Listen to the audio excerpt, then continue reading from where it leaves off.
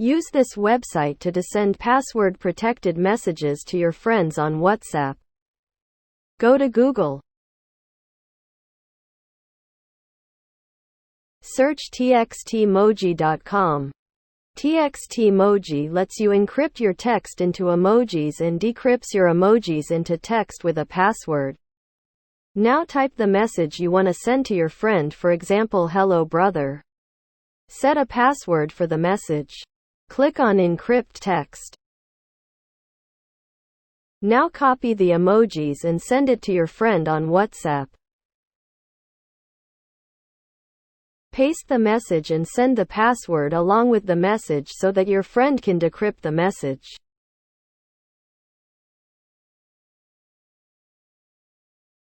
Send the password to, that is 12,345.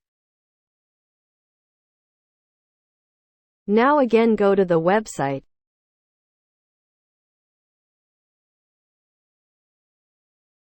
Go to the decrypt emojis.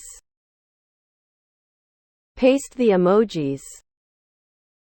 Enter the password. And click on Decrypt Emojis. Encrypted message will now appear on the screen.